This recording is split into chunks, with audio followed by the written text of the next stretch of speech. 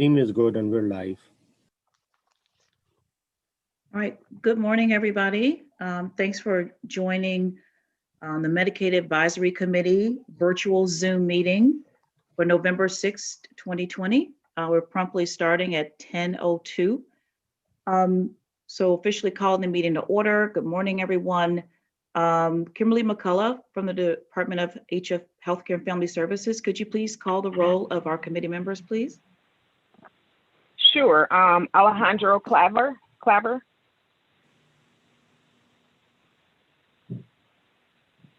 He's present.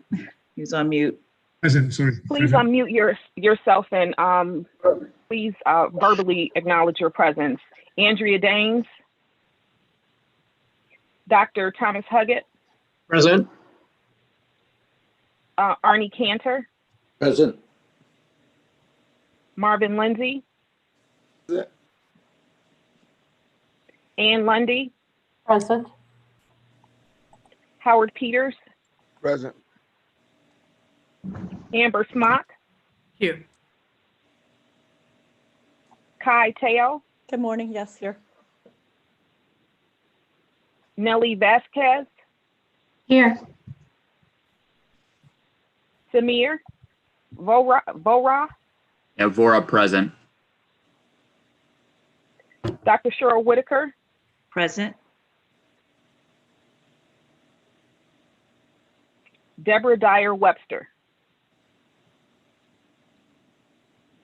Madam Chair, you have a quorum. Okay, thank you.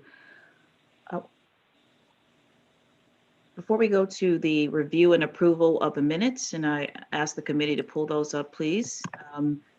Could we have an introduction of the HFS staff led by our Medicaid Administrator, Kelly Cunningham, please? Good morning, everyone. I'm Kelly Cunningham, Acting Medicaid Administrator for HFS.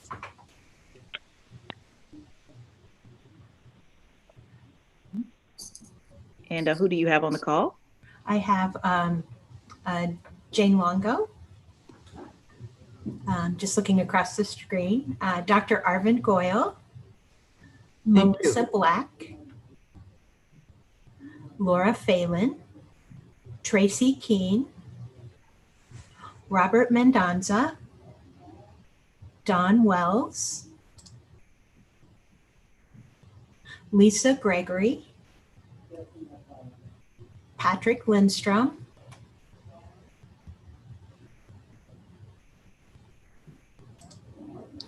and that is all I am seeing that have people's names associated with it. So we may have a couple of staff that are calling in. All right, very good. Thank you, Director Cunningham.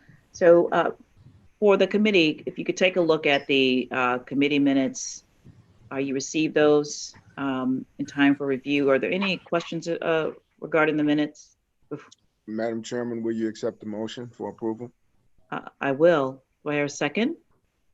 I'll second. Okay. There are no issues. All in favor? Aye. Aye. Are there any that oppose? Any nay? Okay. Minutes are approved and second as presented. Thank you so much. We just want to stop, guys, and check in with the committee here. This is, in the old days, we would have had a chance to sort of say hello to each other and find out what's going on. I want to stop and welcome Andrea Daines to the meeting. She joined just a bit late. Andrea, happy that you're on. Are you on video or are you on the phone? On video. We see her on video. Okay, there you go. Very good. Thank So you. welcome. That's okay. Welcome to the meeting. Anybody, 2 or 3 people want to share what's good? It's been a very sort of tenuous year. We're approaching the end of the year, and this is indeed our last meeting of the year. I'll take a couple hands to tell me something good that we're doing in the space and taking care of folks. Dr. Clavier. Telehealth. Telehealth has been amazing for our patients to gain access. It has helped us so much to be able to care for our patients. So thank you for allowing telehealth to be paid during the pandemic. And I hope it continues. Thank you. Thank you, Dr. Clavier. Dr. Clavier is a pediatrician and is indeed on the front line. So this is helpful to know what the front line is thinking and experiencing. Anybody else? Dr. Huggett? Yes, Chair. Thanks for that. And I echo Dr. Clavier. And I just wanted to say one of our Medicaid recipients who is in our medication assisted treatment program, we had received word that he had maybe died of an overdose. Fortunately, that news was incorrect. We found him this week, and we are so grateful that he is alive. He is in a treatment program right now, and we're so grateful that he's alive and that we'll be able to walk along with him in his path. So thank God for those graces. Awesome. Thank you, Dr. Huggett. Anybody else? I'd like to share. First of all, I want to just acknowledge, Dr. Huggett and many people in the healthcare community and community-based behavioral healthcare community, specifically homeless organizations, have really been doing a phenomenal job in having stood up what's now known as CHARGE, which is a collaboration between healthcare organizations and homeless organizations working together to really integrate, our services in a way that's holistic and seamless for, our most vulnerable. And, I'm really proud to say that, A Safe Haven was able to partner with Rush University Healthcare System in standing up a medical respite. And thanks to our partnerships through the CHARGE and throughout the community, we've been able to be a resource for people that are COVID-19 positive, that are unsheltered and need a place to go to for both health and behavioral health care services, and also for people that are living in doubled up situations. We know studies show that 50% of the transmissions are happening from people living under the same roof. So there's no limitation for people to come into the medical respite, other than the fact that, obviously we have some restrictions with sex offenders, but very few restrictions to be able to come in. And the team on the front lines there, both the nurses and behavioral healthcare team and the comfort workers, I'm really proud to say have had a 100% success rate with survival with all the patients that we've admitted so far. And many of them are being discharged to a much more appropriate level of care throughout our systems and throughout our partnerships in the community. So this is something really innovative and exciting, and I hope continues to serve as a template for future delivery systems as Medicaid is, really exploring, what's working and not working right now and what we can learn from this pandemic. Thank you. Thank you, Nellie. The experience with CHARGE is really a great example of when data-driven public health responsive policy and then practice, sort of in-time practice, come together as really a number of the examples that you guys have given this morning. So this is really like positive progress. Dr. Vora. Yeah, thank you, Dr. Whitaker.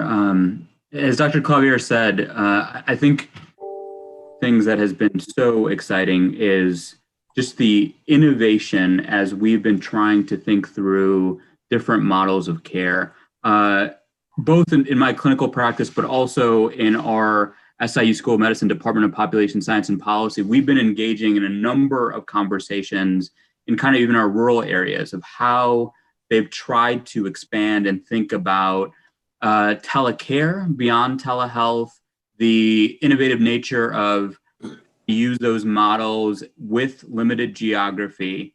And just even, and Administrator Cunningham was so kind to be part of one of those conversations that we had around mental health. And just sort of even the push around how do we change our measurements in order to really think through this new wave of the quality of care that we can provide. And although it's been a time of great transition, I think that hope of what a new and more dynamic future of healthcare delivery looks like is providing me with a lot of energy and excitement. Thank you. Here. And dynamic means responsive, right? And in time, so that we're not looking backwards saying what should we have done, but in fact, in real time, we're doing it, right? We're pulling folks together. I sometimes wonder if the virtual platform is actually pushed us to do that more, because it feels like you can pull together people from now across the state and you're not hampered by, oh, what part of the state should we meet in? Should we meet here? Should we drive here? Who should drive farther? Now you just know what, let's set up a meeting and get everyone on the gallery view, just like we're doing right now. So thank you, committee, for kind of providing those insights to all of us and also to the public who's with us today. We're going to go next to public comments. Ask Kim McCullough-Starks from the department to chair that part of the meeting. Sure. Thank you, Dr. Whitaker. We actually do not have any public comments for this meeting, so we can move forward. All right.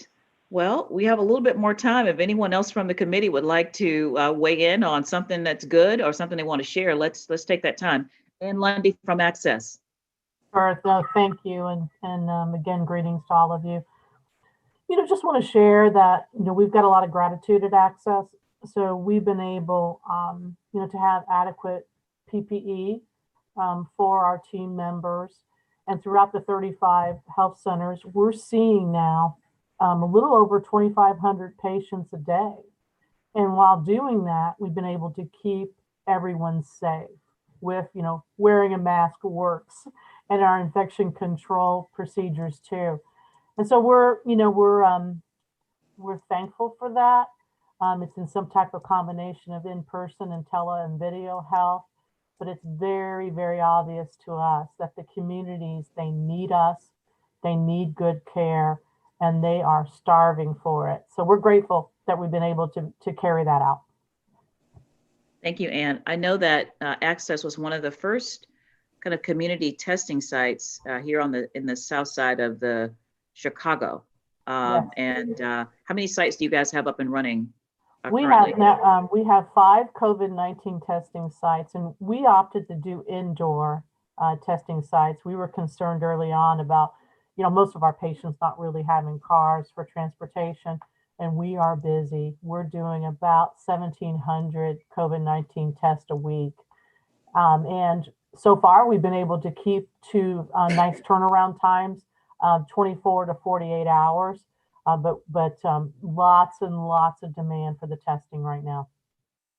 And Ann, are you all having a demand for personal PPE or masks from your patients and people? Yes. Because I actually got a call from an entity asking, do you know where we can donate some masks? So I'm going to point them your way. Absolutely. And we're able to, and then of course we have the partnership with Greater Chicago Food Depository, and that continues too at some of the sites. And we're able to combine that too with not only fresh fruit and vegetables distribution, but also PPE too. Awesome. Thank you, Ann. Amber, we'll take one more and then we can sort of dive into the meeting. Okay. Marvin, I see you. So we'll take you both.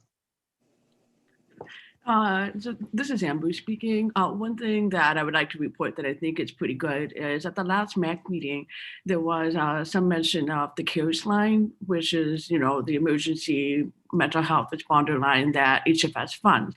And because Access Living has been doing some work on trying to answer the demand that we're seeing from our community for options for emergency mental health response that don't involve police, we've been able to have conversations with HFS staff and also with DHS Division of Mental Health to really explore further where existing options are for emergency response that doesn't involve police. I just want to highlight this because it's been very much in the news that a lot of areas are focused on co-responder models, and but some communities are saying, we would prefer not to have a co-responder model. I want to make sure that if I call the police and if I call 911 and there's an emergency mental health situation going on, that a police officer is not going to show up and escalate the situation for some people. And it doesn't really matter if folks are CIT trained or not. It's just presence of a police officer is itself a trigger. So I am really appreciating the state's willingness to talk about the existing programs that are there. And we're also excited about talking with 911 dispatch folks to better understand where there needs to be more of a link with 911 systems, because some areas have local individual numbers that you can call for emergency health response, but it's not necessarily linked up with 911. So all of this conversation is very relevant to what's happening right now in terms of demands, especially from Black and Brown communities, to have better options that, make sure that a person who is having a mental health crisis is not criminalized or penalized for having this and then taken to places where they shouldn't be. So I appreciate what co-responder folks have been doing so far, but the conversation about non-police involved response is also very important, and I'm glad Medicaid, HFS is part of that as well. So thank you. Thank you, Amber. Marvin? Yeah, thanks, Cheryl, and good morning, everybody. And briefly, one of the things I'm really, really grateful for is the flexibility around the originating site for telehealth. This has been tremendous for our industry. Mental health has already been able to provide about 15 community services prior to COVID. So the issue was just having to provide those services or telehealth services at a certified Medicaid site. The flexibilities was able to do away with that. But at the same time, we did a survey recently of our members, and still about 50% of them are doing face-to-face. So it is good to have that, because with some of our population, it requires face-to-face. And we are seeing an increase. One of our members in Southern Illinois have saw 100% increase from last year. Another provider in Pontiac, Illinois, saw prior to COVID about 5 new admits a month, and he's seeing 5 a day now. So the stuff that you read about around the increase of mental illness or mental health issues is real.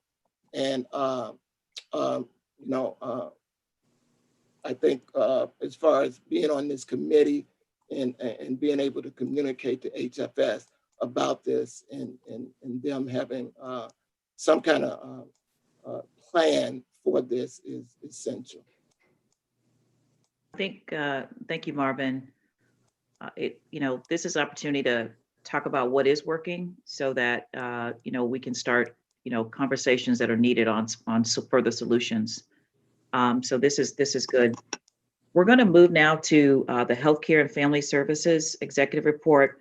We're going to ask our Acting Medicaid Administrator, Kelly Cunningham, to kick that off for us. Hi, good morning, everybody. And thanks for the opportunity to talk a little bit about some things that the department has been working on and some of our priorities.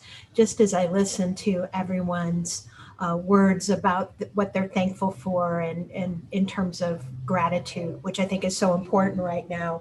I was really struck. I heard, over and over again, innovation, that this pandemic has really forced us to look at things in new, innovative, transformative ways.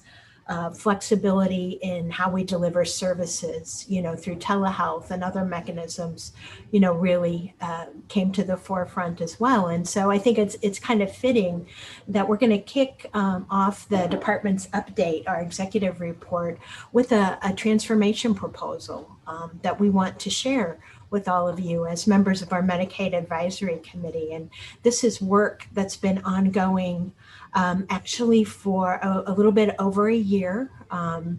And some of you may have some familiarity with this, but we want to share this proposal with you to really kind of set the stage for how we would like to transform healthcare delivery and how we want to do that through some new priorities and looking at things with an equity lens and, really focusing services where they need to be delivered. So hopefully everyone can see the screen. Next slide, please. Hold on, can everybody see the screen? So I'm sorry, Kelly. I don't believe that Melissa has shared the screen as of yet. So Melissa, if you could share the screen. There we go. Perfect. Okay, hang on just a second. I'll get back to where I was. Sorry for the delay. It's on the main screen. I also wanted to take the opportunity, Director Cunningham, that we will also have Ann Koth and her team from UIC as a part of this. They weren't introduced in the beginning when we were doing kind of round robin with HFS, but she'll be a voice that we'll be hearing from as well. Great, thank you, Melissa. That's good to know. I'm on the second slide, our vision for the future. And so really, as we have undertaken with our university partner at the University of Illinois, Chicago, this transformation proposal, we really have been looking deeply within the department as well. So in this slide, we're kind of encapsulating a little bit of the work that we've done, internally with the department through some education processes, through some strategic planning and visioning processes. And I think the things I would stress is we're really trying to focus on social and structural determinants of health, empowering our customers to maximize their health and well-being while we provide consistent responsive services to our colleagues and to our customers. Equity is really the foundation of everything, that we do. We value our staff. We're trying to create a culture of continuous, quality improvement.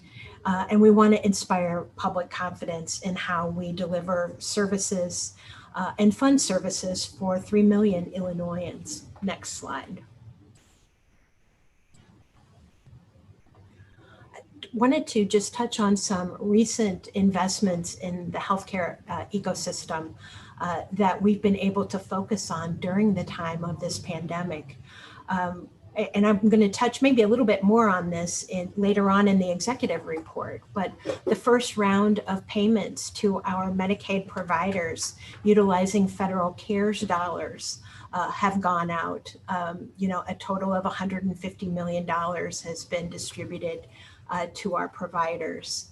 I think, other things we focused on, things like telehealth, working with our managed care plans to use untapped dollars to think creatively and out of the box in terms of distributing food and other multiple social determinants of health projects. With our community providers, really kind of stepping out there in the midst of this pandemic to help sustain providers and to keep them actively supported while so much of how they delivered services changed. We negotiated and implemented $250 million in new funding for a hospital assessment, with $85 million of that directed towards safety net hospitals. We've also funded enhanced rates for physicians, some minimum wage increases in some of the areas impacting our home and community-based waivers and other services. We're working on a system that screens all of our provider claims and that go to the MCOs so that there's more transparency into billing and denial issues. This has been a message I think we've heard from providers pretty loud and clear, over recent years, that they'd like more transparency into the process. Along those lines, our managed care resolution portal is up and running very effectively. We're also leveraging some enhanced federal dollars for healthcare data exchange systems and rolling out a new quality strategy, which may be touched on a little bit later on in the executive report, which establishes 5 healthcare quality pillars, including health equity and inclusion and behavioral health for children and adults. And also very importantly, we've invested $66 million with minority and women-owned businesses through MCOs, which is a 37% increase in expenditures over fiscal year 19. So I just wanted to highlight some of our accomplishments. Most of these have taken place, in the last 9 to 10 months or so, a good chunk of these during the time of the pandemic, so I think it's, very important. We're there, we're working hard and constantly looking for ways to maximize our effectiveness in delivering services to individuals that we serve. Next slide, please.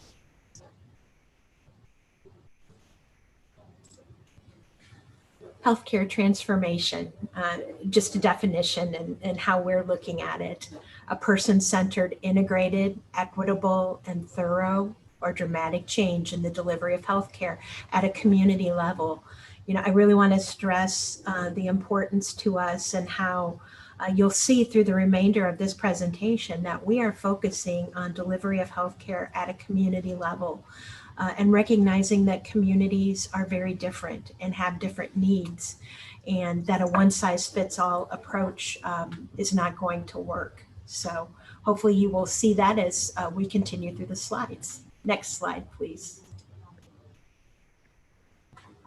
So how have we gotten to where we are? We've been listening a lot to individual hospitals, other providers, legislators, stakeholders. We've been doing a lot of presentations. We've heard a lot of presentations from managed care companies, our hospitals, especially our safety net hospitals, FQHCs, labor unions, and more. We're working really closely with the legislative Medicaid work group and with other legislators to identify components of a process that really can be used to drive real sustainable change. So not only, you know, are we focusing on services being delivered at a community level, we're also heavily focused on outcomes, because what we believe healthcare has shown us to date is that some of what we're doing hasn't been that effective in reducing disparities. And I think the pandemic has laid that fact bare, you know, for many of us. And so we want to take funding, you know, available to us for this transformation and really kind of shake things up a little bit, not just continuing to fund the same models of care, but looking at things that are innovative and work more at the community level. We've toured safety net hospitals, we've heard from advocates, and we've commissioned an academic community needs and data study through our partners, the University of Illinois at Chicago, who will be joining the presentation soon to present their work. Why transformation? You know, I think as we think about this, we really have come to the conclusion that in order to best serve individuals, and again, this may be one of the lessons of the pandemic, but like I said, a one-size-fits-all approach isn't going to be effective for everybody. You know, we need to focus on more than just, you know, traditional medical care, traditional behavioral health care. If we really want to get at issues of equity and addressing disparity, we want to look at social determinants of health and other contributors that have led to just dismally poor outcomes for some of the populations that we serve, and leading to very poor outcomes. Next slide, please.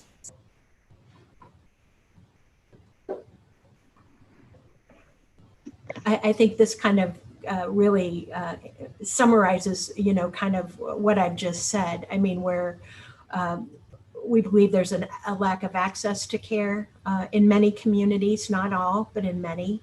The healthcare delivery system isn't as stable as it should be, and there really hasn't been a coordinated cross-agency focus on social determinants of health.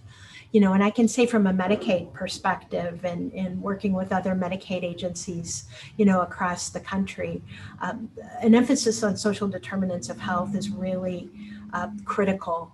And I think more states are coming to this conclusion. If we really want to impact outcomes, you know, you have to get at things that are not present in people's lives, you know, housing, safety, jobs, food, you know, all those types of things in order to really improve their outcomes. Some of our services have not been culturally competent or focused on chronic disease management, and care doesn't always fit how people live. And just the culmination of all these things has resulted in poor outcomes. So that's our concern with the status quo, and largely what is driving us towards transformation. Next slide, please. So with our university partners, we've undertaken sort of a community by community analysis, and using an index called the Social Vulnerability Index. That's hard for me to say. With Cook County as an example, I mean, you're able to see sort of a visual representation of concerns and disparities that exist across, areas in Cook County. So communities are impacted in different ways, rather by economy, by their race, by language, housing, transportation, or disability. And what this visual is designed to present is that each community has different needs. And in order to address equity, we're going to have to target strategies for each community. Next slide, please. I find this fact fascinating, and I know that this is not probably news to many of you. But when one looks at a person's health, recognizing that a large part of what contributes to a person's health and well-being really isn't about the care that they get at the doctor's office or the hospital, or even about their health behaviors. It's the social determinants of health has at least a 50% ability to contribute to an individual's overall wellness.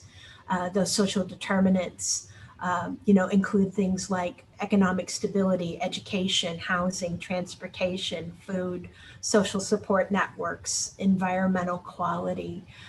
So, just to sum that up, a person's health is more a matter of where they live than their genetic code. And I think that's a very, those are very powerful statements that, some of the biggest contributors to a person's life expectancy are simply the zip code that they live in, and not those other factors that we might traditionally think of. Next slide. So as we transfer into the next part of our presentation here, I wanted to just have you all meet the UIC team that we've been working on. And this is a visual representation of everybody on the team. It includes the UIC School of Public Health, the UIC Institute for Healthcare Delivery Design, and the Collaboration for Health Justice. And they have been great partners and working with us in a very, responsive and proactive way to help us craft our vision for healthcare transformation. I think maybe with this slide, I may be turning the presentation over to Ann Koth at the University of Illinois, Chicago. Hi, can you hear me? Yes. Can you hear me? Great. Thank you all for your time today, and thank you all for the work that you're doing. With me today is Dr. Vincent Freeman, who is the lead epidemiologist on this study. And if you go to the next slide, I just want to quickly say a couple things about UIC, and then Dr. Freeman will talk a little bit about, give a very high-level overview of some of the data that we've crunched. So I think UIC is uniquely, suited for this work, given our commitment to diversity, equity, and community engagement. And if you go to the next slide, and the School of Public Health in particular, I just want to point out, really sees a community as the basic unit of analysis for public health. And I think that commitment to, equity and social justice is even more so amplified. So I want to let my colleague, if you go to the next slide, let my colleague, Dr. Brent Freeman, thinking about the social determinants of health that we just saw, want to hand it over to him to talk about some high-level data that we analyzed. Thanks, Anne. I appreciate it. Very briefly, in this project, we found that communities with high rates of social vulnerability also have high rates of hospital-level care for uncontrolled chronic diseases. And hospital-level care for ambulatory care-sensitive conditions provide a window into a community's unmet healthcare needs. And as you may know, ambulatory care-sensitive conditions are health issues for which good outpatient care can potentially prevent the need for hospitalization, or for which early intervention can prevent complications or a more severe disease. This graph shows the most common chronic ambulatory care-sensitive conditions ending up in the emergency department or hospital among residents in the 5 catchment areas we've studied so far. Moving from right to left, those are Metro East St. Louis, the west side of Chicago, the West Cook area, the Southern Cook area, and the south side of Chicago. Overall, the most frequent emergency department visit for these types of conditions are asthma and chronic obstructive pulmonary disease. And the most frequent hospitalization is for congestive heart failure. Next slide, please. These uncontrolled chronic diseases come at a high cost to the system. For example, this slide shows the distribution of medical center level visits for ambulatory care sensitive conditions by point of care for Medicaid enrollees living in each of the 5 catchment areas we've analyzed so far. The vast majority, 75 to 85% of these visits are to the emergency department as if it is emergency department primary care. Another 6 to 11% are hospitalization. So basically, these residents were 5 to 10 or 11 times more likely to be visiting the emergency department or being hospitalized than visiting a primary care provider in a regular outpatient setting. Also, the most common conditions by point of care vary across areas. Diabetes-related hospitalizations being the highest in Southern Cook, and ED visits for dental conditions being especially prominent in East St. Louis, even more common than asthma-related visits. Next slide, please. And there's the human cost. Now I'd like to turn the presentation back over to my colleague, Ann Kauf. Thanks, Dr. Freeman. Dr. Freeman presented the numbers, and I always like to pause a little bit on this slide because I think it paints the human side of that picture of both chronic illnesses and the social determinants of health coming together. One of the people in our community health or community input sessions was a woman from Markham. She and her family actually found her uncle in a diabetic coma, as she said, because he couldn't afford his insulin. He survived, thankfully, but he's completely disabled, and the family's now taking care of him. And as she said, his manhood was taken away because he couldn't afford his insulin, because he couldn't afford to eat properly. So just a really sad example of both chronic illnesses and the social determinants of health coming together to create an emergent and, debilitating consequence, not only for this man, but his family. If you go to the next slide. Anne? Yes? Yeah, this is Dr. Whitaker, the chair. I'd like to stop for a second and just a couple of the committee would like to have a comment or two or a question or two. Dr. Huggett, can you come up? Yes, thank you. Yes, thank you for this. And I guess I don't think I'm the only one that has this question. We certainly appreciate these chronic medical conditions, but we're also very interested in chronic severe mental illness and substance use disorders that are so prevalent and lead to so many overdoses, hospital emergency room visits, and hospitalizations. Do you have data on those conditions as well? Yeah, and we can actually move forward. So, I'm thinking when Dr. Cunningham had presented the social determinants of health, we were just showing examples of how, in areas with high social vulnerability, we're seeing uncontrolled disease, and it comes at a high cost to the system and a high cost to individuals. That was just one example. So let me move quickly on. We had a kind of a two-pronged approach. One was quantitative analysis of utilization data from FY 2018 for Medicaid, as well as a more human-centered qualitative approach to have small conversations with people in the community about their daily lives, what brings them into healthcare settings and what keeps them from healthcare settings. So if you go to the next slide, very quickly, we looked at the most frequent and resource-intensive hospitalizations, as well as the populations most vulnerable to those types of hospital-level care. And if you go to the next slide, I think we're going to get into that. So this is just a list across those areas, and what you'll very quickly see, this is the most frequent and resource-intensive being defined here as readmissions.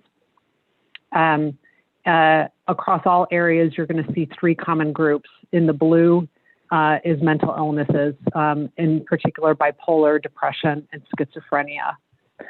Second, in the green is psychoactive substance use disorders, and when we look under the hood, that is primarily alcohol and opioid abuse. And then highlighted in the burgundy is what Dr. Freeman has mentioned before, these ambulatory care sensitive conditions, hypertension, asthma, COP, diabetes. If you go to the next slide. What we see is that, middle-aged to senior men are one of the most vulnerable populations to having these conditions that end up in hospital level care. West Chicago is particularly burdened with many of these, and as is East St. Louis for diabetes. If you go to the next slide. So I think that answers your question, and actually was kind of in line with what we were going to present anyway. Just want to touch very quickly that kind of gives you a sense of the data that we crunched. We also did small group discussions across these communities. We had community partners who not only recruited participants, but also facilitated the conversations. We collaborated with those organizations to interpret the findings. And we used what's called a human-centered design approach, where we actually focused on people's experiences in their daily lives and in accessing healthcare, and both with themselves and folks they know. And we conducted analysis of these conversations to find patterns that have been used to guide what you're seeing here today. I'll get through the presentation. I see some questions coming through, and we can get to those. This is just an infographic of both the areas that we covered in terms of community input sessions, and you'll see we talked to a variety of ages, races, people with different insurance statuses, different genders. Our community partners are off to the left: Southland Ministerial Health Network in South Cook, Chicago Hispanic Health Coalition in West Chicago, Teamwork Englewood in South Chicago, University of Illinois Extension Service, and the Madison County Housing Authority in the East St. Louis metro area. Next slide. Just a quick thing, I just wanted to say, why are you seeing, especially the word design here, human-centered design approach?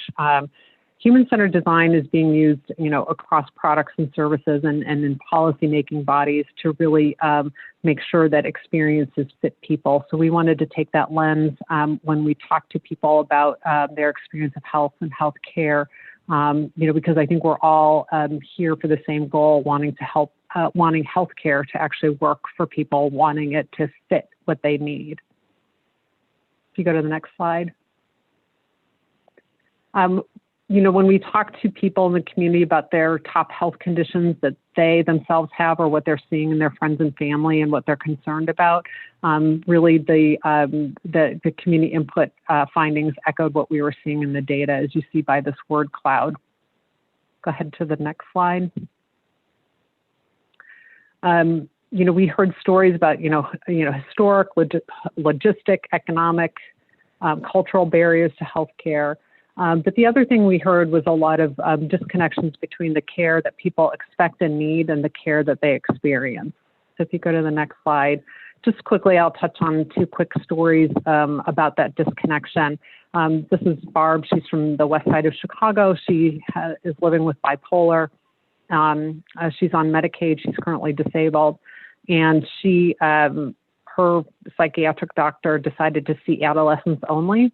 And as she said, she was just handed over to somebody. And she said, you know, she just didn't really read my background or get to know me. She asked about switching medications.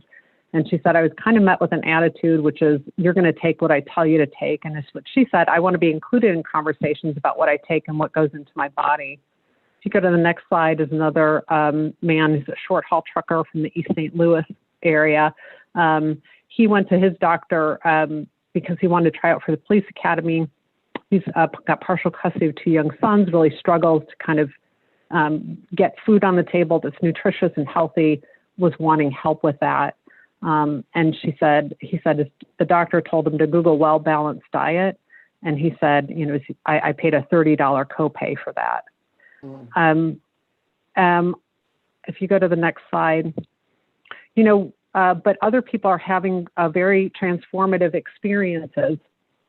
Lakia here is somebody who, you can just click a couple bunch. Yeah, she is coming from and you can pause there. She came from a family, she's sort of a family of generations of diabetes, and she herself was unable to prevent it.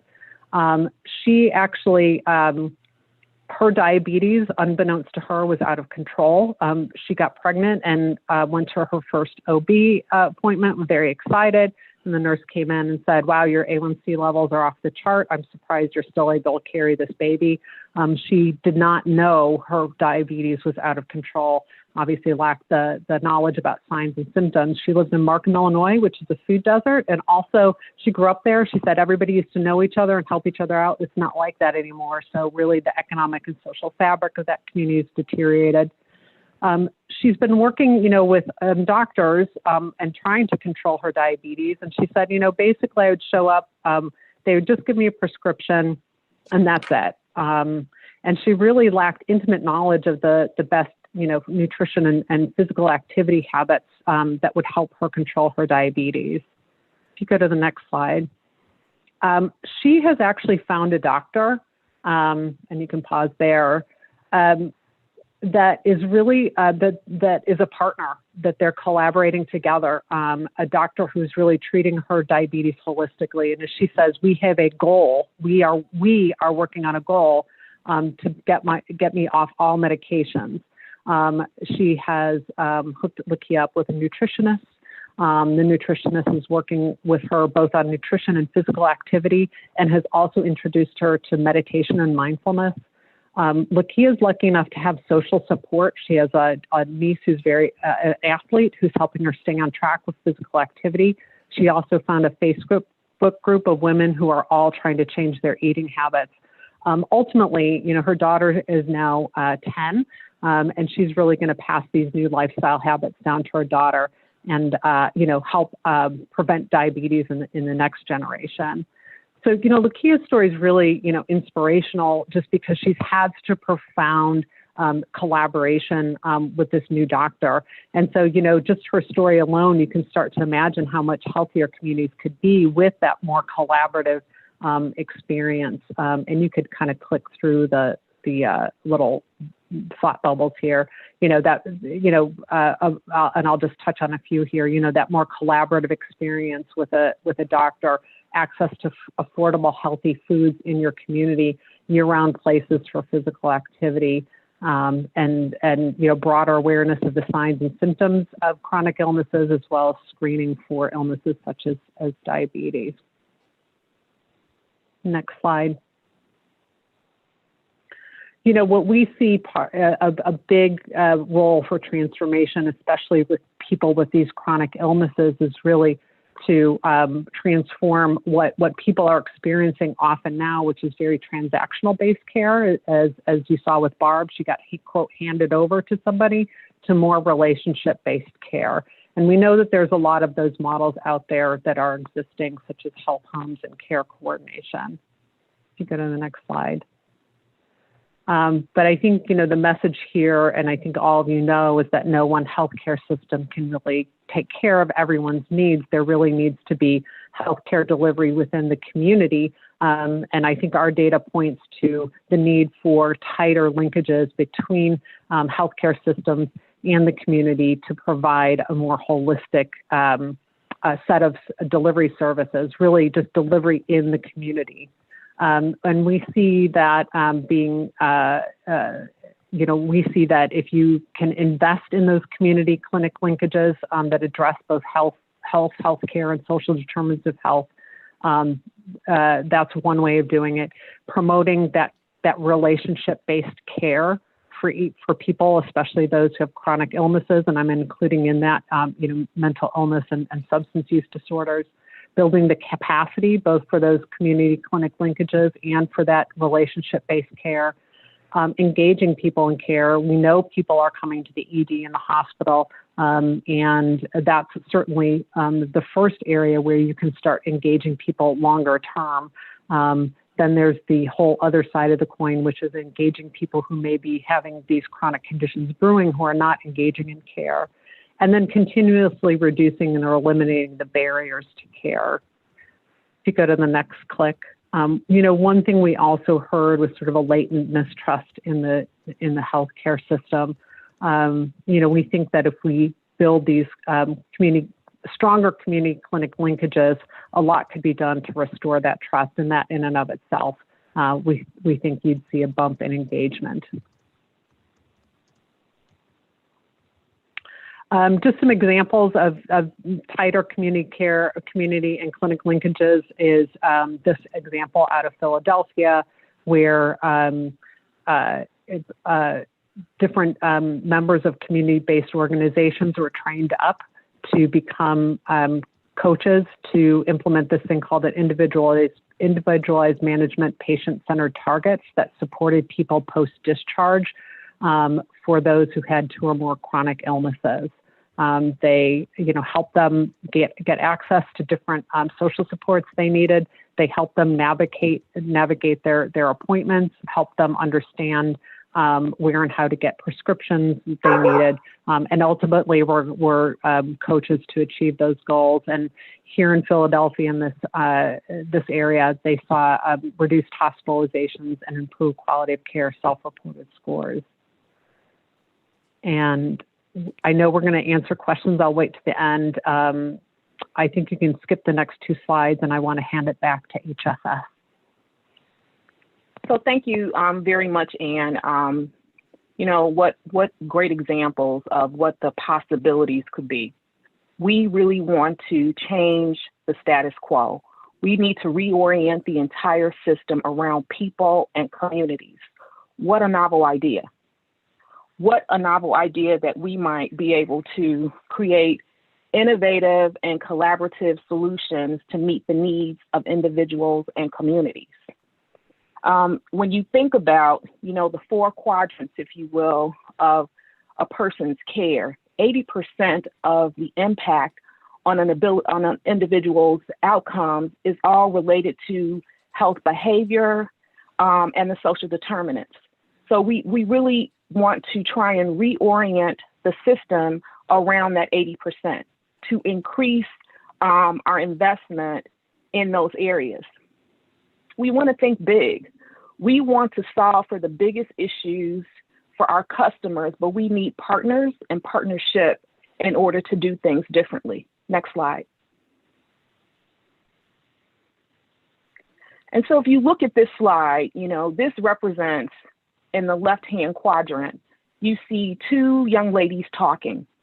Our vision is really that could be community health workers, care coordination, conversations happening, along with an individual being involved directly in their care management. When you look in the upper right-hand quadrant, you see a bus and a taxi cab. And that represents one of the challenges that many of our customers experience, which is access to transportation. In the bottom left-hand quadrant, you see a housing complex. That housing complex represents the many challenges that people face with respect to having access to housing or homelessness issues that are faced in our community. The bottom right-hand quadrant, you see a young lady in a grocery store and she's purchasing fresh vegetables. Imagine every community having access to fresh vegetables and quality food that can have significant impact on their health outcomes. We're really talking about making significant change. We're talking about collaborative community investment. Next slide. On this slide, we really want to talk to you about or share with you our vision around how collaboration happens. We believe we could issue an RFP, which would include an application process, which would have scoring by the department. There would be a lack of incentive really for collaboration in that process. And we're talking about big collaboration, if you will. And it wouldn't necessarily be focused on outcomes the way in which every community needs to have specific focus around their needs. We really envision a collaborative, big table process. And within that process, we're talking about community-wide, whole system approaches. Proposals prioritized based upon community input. Broad, multidisciplinary, community-based collaboration focused on innovation and collaboration to radically change outcomes.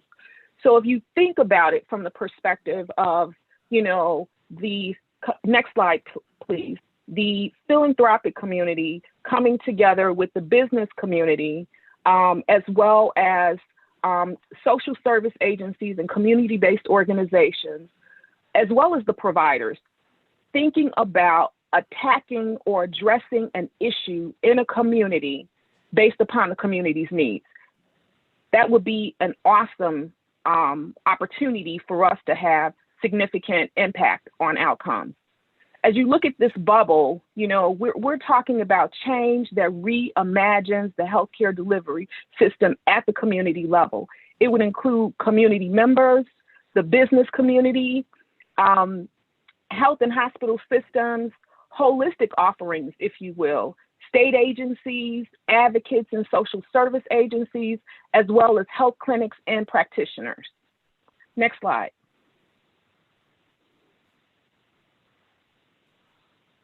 Here, we're sharing with you how we envision a process that integrates stakeholders across the care continuum and the community spectrum, from preventative care to primary care and specialty care, as well as social services, community organizations, and other community institutions that will do a few things.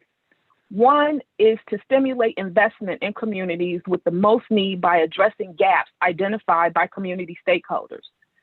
Two, we want to set a path for systemic change throughout the state over multiple years and stimulate competition inclusive of mental, behavioral, and dental health. We also want to assure that the state dollars can be magnified by other investments from the business and philanthropic communities informed by community input. This creates an opportunity for entrepreneurship and investments in communities, creation of jobs in a way that is really non-traditional as you look at the healthcare ecosystem. Next slide. I also want to just give an example of kind of some of the things that the managed care organizations are doing today. And as we think about the managed care organizations, a great example in the city of Chicago is Blue Cross Blue Shield investing in their Blue Door Center in the West Pullman area. That center, while it has some education components around healthcare, it also provides a community center for residents to be able to convene, to do things like exercise, to have training, if you will, around entrepreneurship opportunities, or just to talk about the community's needs. It also created an opportunity for jobs within that community. They then are building another Blue Door Center in the East Beverly community, as well as in North Lawndale. And so there's more to come, but it is a perfect example of how collaborations can happen in a way to meet some of the social determinants that are needed in communities. This particular slide as you can see, we're really, really talking about participation in the community at a project level. And you can see in the left hand of this presentation, the customer is at the top. So we want the customer's inclusion and discussion to be a part of whatever project is proposed. We also believe that state and local government agencies should be involved, not-for-profit organizations, the business community, the philanthropic organizations, if you will. But in the center of that, you see healthcare providers. And when we're talking about healthcare providers, we're talking about collaboration, you know, amongst the FQHCs, primary care providers, behavioral health providers, our managed care organizations, as well as local safety net hospitals, large hospitals and academic hospitals, in addition to children and specialty care facilities. Next slide.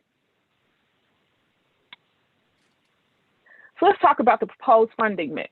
So you've heard me say a lot, and I think you've heard us talk about addressing healthcare challenges in a whole system, ecosystem kind of way. So we're really talking about $150 million, which we all know is not a lot of money as it relates to the needs that are out there, but we believe that it's a great start. And what we're talking about here is reorienting the system, using these dollars to reorient the system. It would include state collaboration across our agencies, so HFS, along with the Capital Development Board, as well as the Department of Commerce and Economic Opportunity and the Department of Human Services, coming together and looking at opportunities to magnify our resources to address community needs. We're also talking about the business community investing here.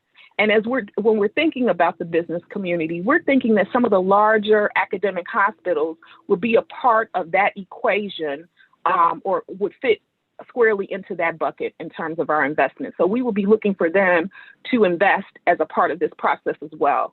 We also think the philanthropic community can play a significant and strong role in attacking community challenges in this way as a part of any sort of project or partnership or collaboration. Next slide.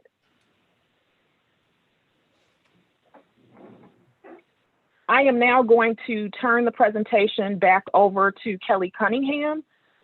Kelly and I will tag team a little bit in this area, and she's really going to talk to you about our process and how we're thinking we can move forward. Thank you, Kelly. Sure. Thanks, Kim. So just turning back, so we want to really start with a focus on the areas of the state most susceptible to health disparities. And you can see those identified on the map. We've identified, we're electing to start with a focus on 5 communities, but there are others as well that will be, become the focus of this. So this is from the UIC study. You can see some of the areas that we've identified here. Next slide. So what we want to do is, as Kim said, we want to fund some pilots to really jumpstart this collaboration and innovation. We're looking at funding pilots or issuing planning grants in a couple of different areas.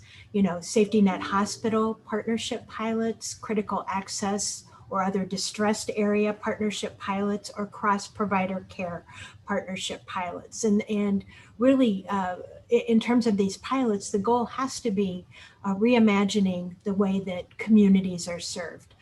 They've got to include a community-based organization or an unrelated specialty or behavioral health partner. They need to focus on health equity. We'll assist with planning and racial equity analysis. And then we'll evaluate these pilots as to create a pipeline for future funding. And again, I want to stress that this is our proposal at this point. We're sharing this. These are some of our goals. This is what we want to achieve. Next slide. I want to just take a pause. If you can go back for 1 second, Melissa. So on this slide, there's one thing that we also want to make sure that we highlight. We believe that in the bucket where we're talking about cross-provider care pilots, if you will, it's an opportunity to really engage minority and women-owned businesses to be a part of developing cultural competency in communities, doing things like care coordination, if you will, helping us with integrated health homes. There's significant opportunity for us to learn, and Kelly's going to talk more about that as we stand up these pilots. But I wanted to make sure that we highlighted that as a part of our sharing today. Next slide. Equally important to the pilots, we want to look at funding diverse workforce development. I think in all of the literature, everything that's been written actually for a number of years, concerns about the workforce have been the healthcare workforce generally first and foremost. We want a diverse workforce to serve our customers, culturally competent, diverse.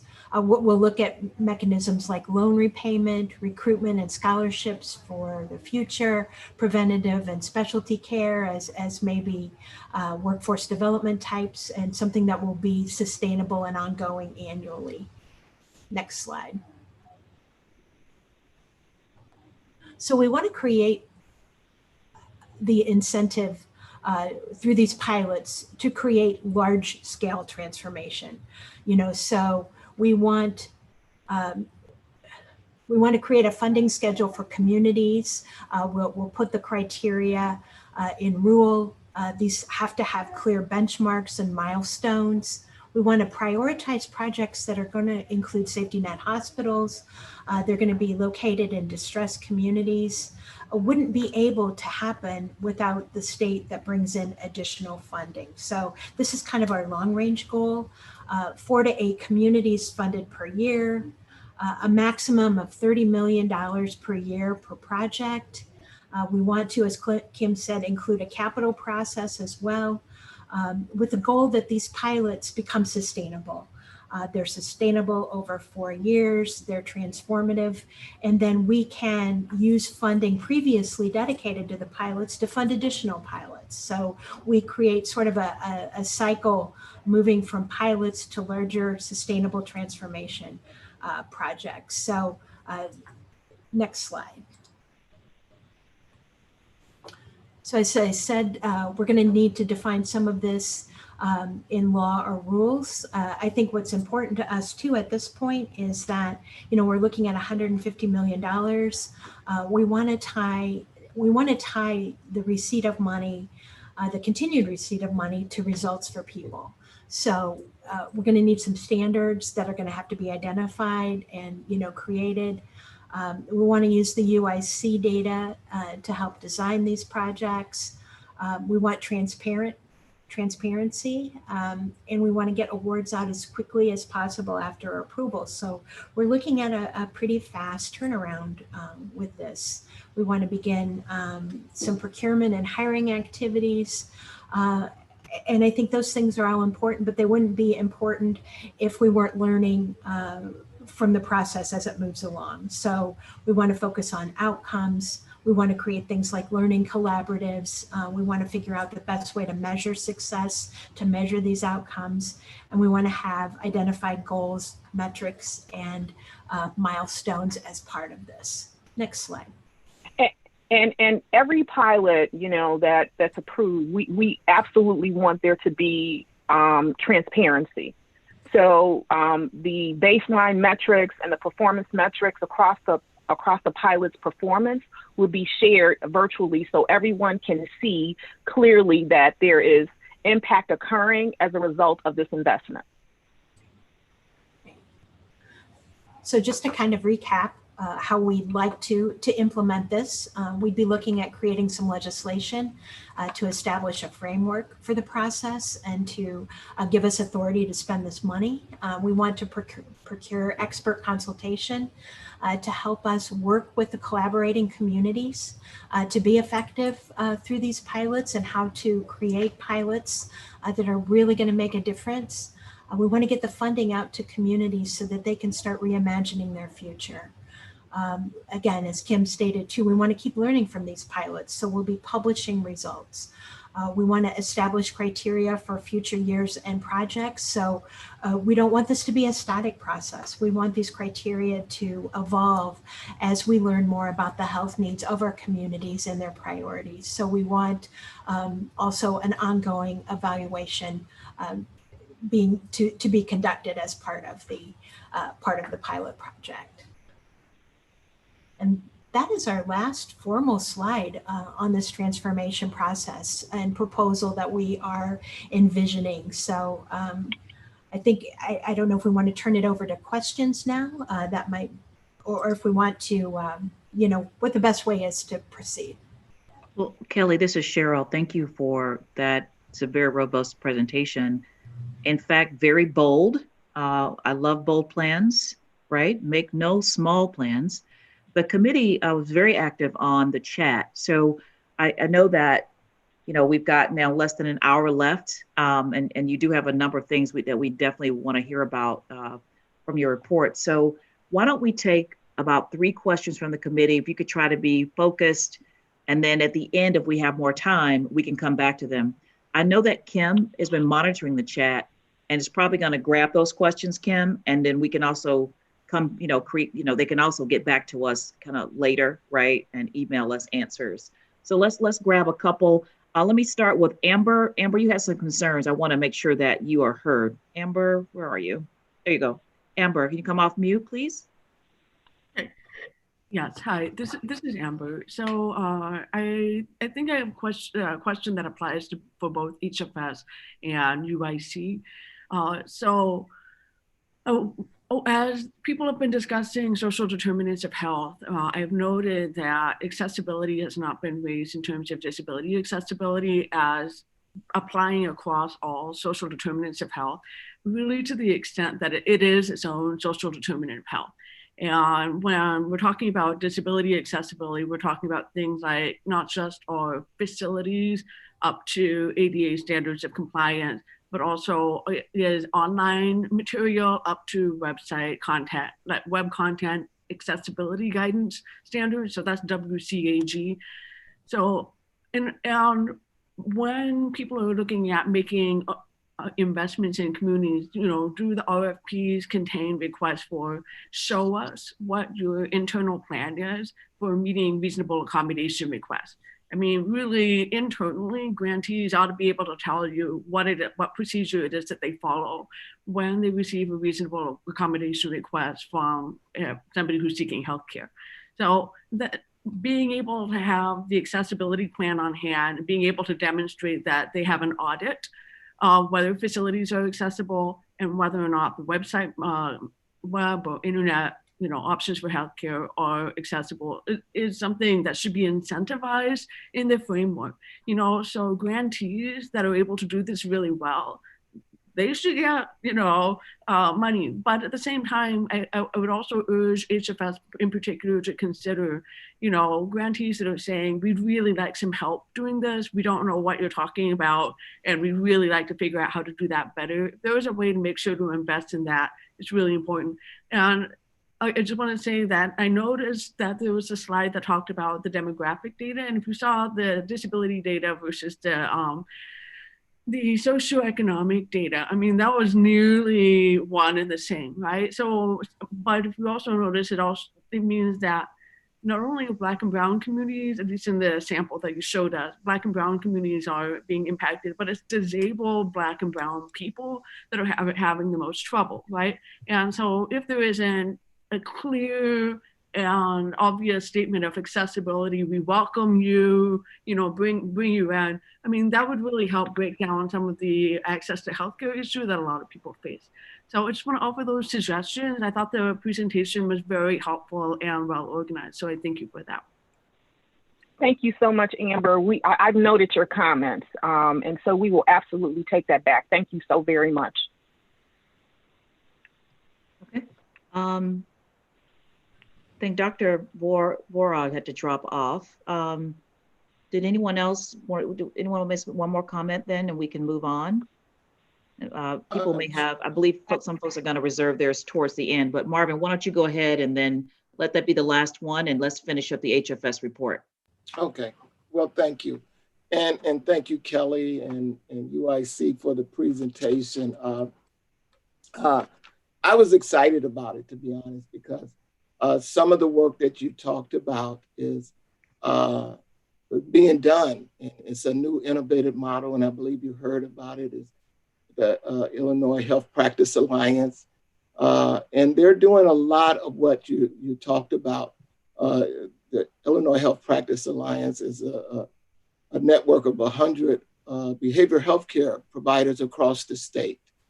And one of the focus they have outside of integrating care and providing care management and behavioral health care is also the social determinants of health.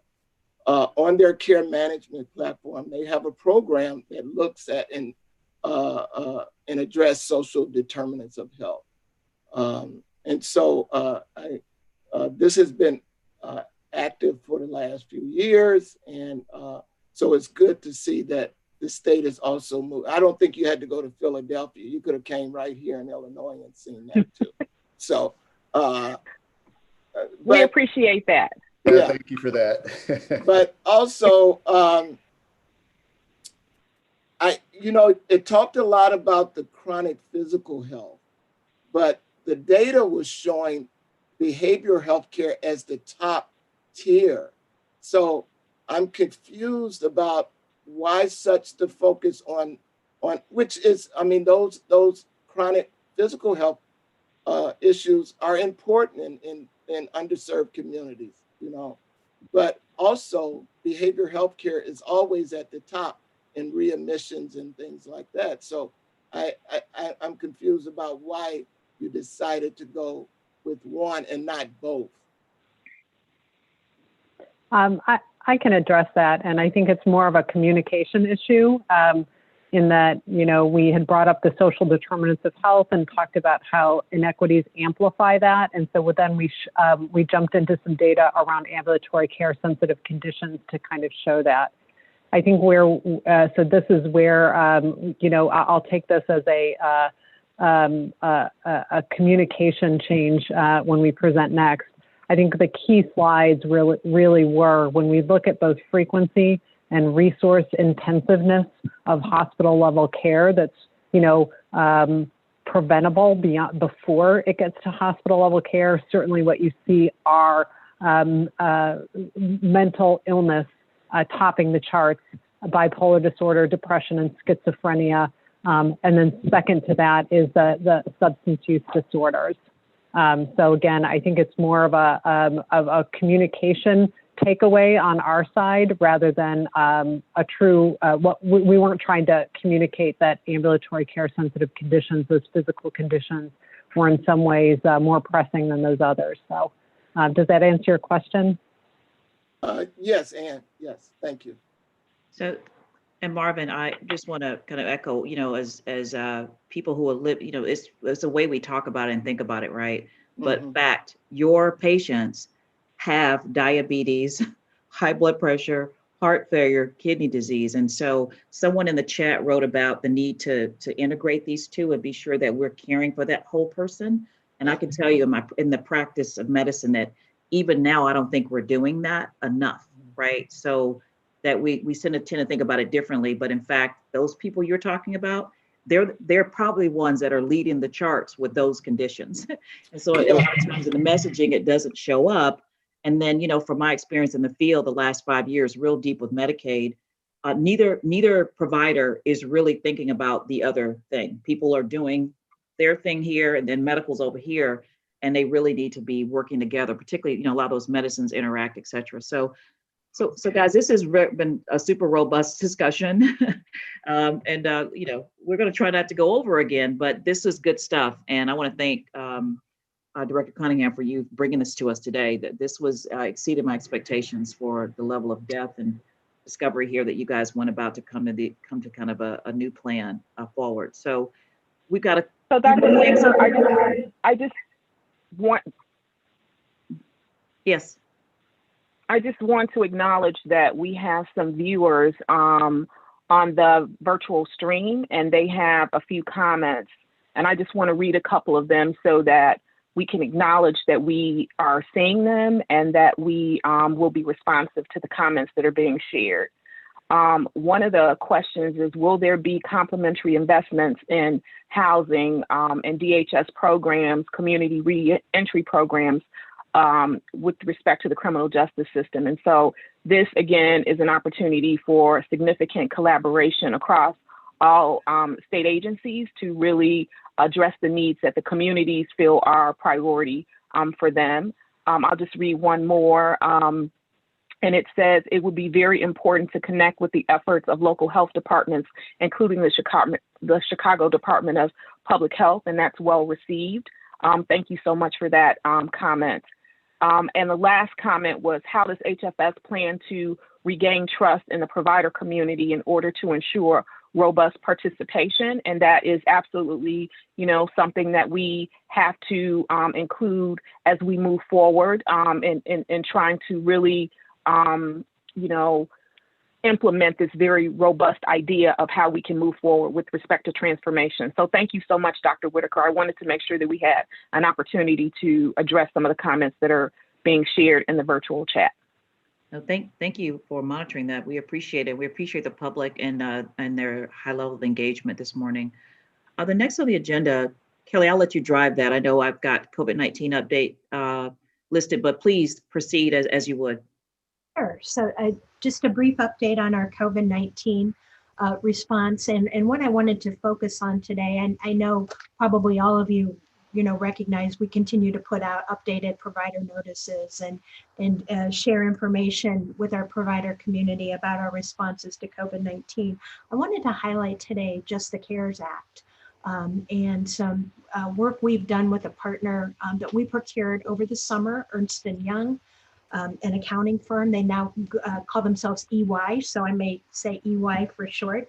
But we have worked with Ernst & Young and brought them on to help us with the distribution of nearly $800 million in federal CARES Act dollars to our provider communities. Recognizing that this money is going to be distribution of this money and use of this money is going to be highly scrutinized and audited and going to get a lot of attention for many years. We wanted to bring on someone that can help us distribute that money, really support a process that allows for equitable distribution of the money in accordance with requirements laid out by the General Assembly and the Federal Department of Treasury. So we have stood up a portal, a web portal. EY helped with that. Providers have been able to apply for funding through this portal. There was a first round of funding that was sort of pre-portal that distributed about $150 million to safety net hospitals, FQHCs, and long-term care facilities. That money went out in early part of September. Providers have now applied through the portal for subsequent rounds of funding. There are going to be 2 more rounds of funding. The portal is not open right now. It's closed. Providers have already applied for the money. And we are currently reviewing round 2 applications with the goal of getting remaining CARES Act dollars out, as quickly as possible. We've tried to do a lot of communication on this portal. If you've noticed some of our provider notices, I think we've even done a press release. I really encourage providers, the provider community to pay close attention to this. There's a lot of, powerful information in these provider notices, and it's a fairly technical process. So I encourage everyone to monitor our website for that. Also, EY does have a help desk to help providers through that process as well. So that's what I wanted to highlight today in terms of our COVID-19 response update. Next item on the agenda, enrollment, eligibility, and redeterminations. I'm happy to have Jane Longo provide an update on that. Hi, good morning, everybody. I'll try to be brief. I know we have a lot more to talk about. Just some quick updates. The number of applications on hand, eligibility applications that are over 45 days was now reported at the end of October 10,273. And if you recall, we started January of 19 at 147,000. So we reduced this by 93,000. It seems to kind of be holding steady there. So we're going to dig in a little more to make sure we can reduce that. Similarly, redeterminations on hand, we're not processing redeterminations because we do not want to take any negative actions against anybody's coverage. And so we do receive those, especially for people who have both Medicaid and SNAP. In some cases, we work those, but we have those on hand still, and it's about 133,000. That's down from close to 200,000 at the beginning of 19. Apps continue to come in. We haven't really seen a big spike in the recent uptick of COVID right now. We had a big, in March and April, we had a big spike in apps and processed them very quickly. But they're a little higher than pre-COVID levels, but they continue to come in. Just real quickly, renewals and address changes. I want to reiterate, some of this is a reminder that although we're not working REDs, if we can determine without any involvement by the client that somebody is eligible for another month of coverage, we're extending their coverage another year through the use of electronic determinations of income and that. If we have any questions for the clients, we are not extending them for a year, and all folks are being extended on a month-by-month basis throughout the public health emergency. We don't know when REDs will start. Again, it all depends on what happens with the public health emergency, how long that lasts, or if Congress were to change the maintenance of effort requirements that are in the Family First Act. So at this point, we're continuing. The public health emergency currently goes through nearly the end of January. And until we hear differently, we'll continue this process of extending people 1 month at a time. We will soon be at the point where nearly everybody's been extended by now.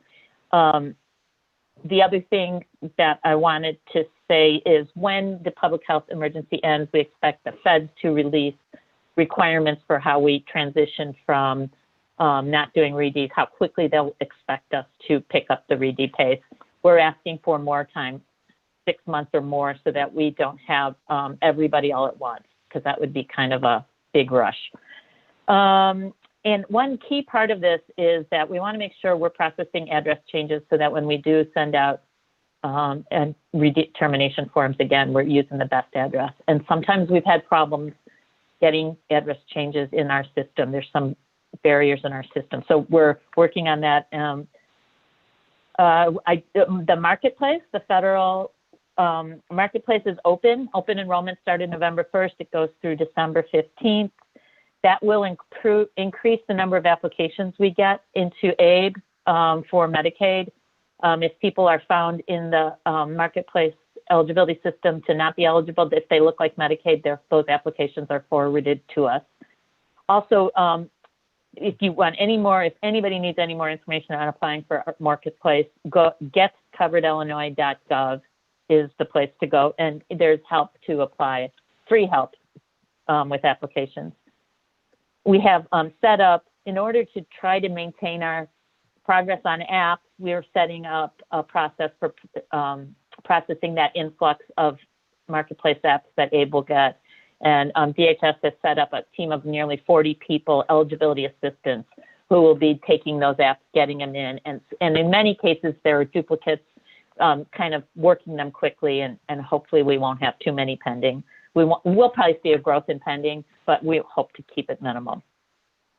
The last topic I have is the health benefits for immigrants 65 years old and older is going to will start December 1st. Again, this was authorized by House Bill 357, which was the budget implementation bill. We've made eligibility changes in our system, and we are ready to go with that. If a senior, 65 or older, is ineligible for Medicaid for Medicaid because of immigration status, and their income is within 100% of the federal poverty level, they can be eligible for this program. It is not Medicaid. It looks like Medicaid, but there's no federal funding. It's entirely state funded. After COVID, an asset test will also be relevant, which is if it's a household of one, as long as they don't have assets over $2,000, and that's $3,000 for a household of two. They apply by all the same ways that you apply for Medicaid today, and the benefit package is the same except for long-term care services. No premiums, no cost sharing. We are working on 2 notices. Federal, we need rule approval. So the JCAR committee is going to review our rules at middle of November. With that, we can start to promote the program. As soon as we get our rules, we've got a couple flyers ready to go, or almost ready to go, I should say. I think that's all. Kelly, this is Cheryl Whitaker, just from the chat. Committee is asking, where is the funding coming from for the 65 and over initiative? That is state funding. Oh, sorry.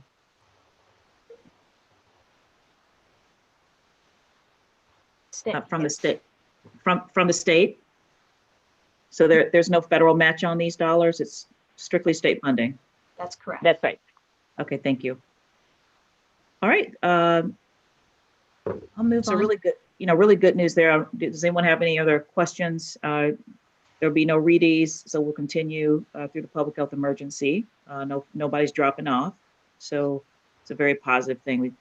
We actually are thankful for the support of folks who need it at this time. So, can I ask a question about that, Cheryl? This is yes, Kai. Just about nobody dropping off. Does that extend to the postpartum ones? I know we had this waiver, but there was a separate piece about undocumented who lose that. Are they being dropped off after 60 days? Are they? They are not.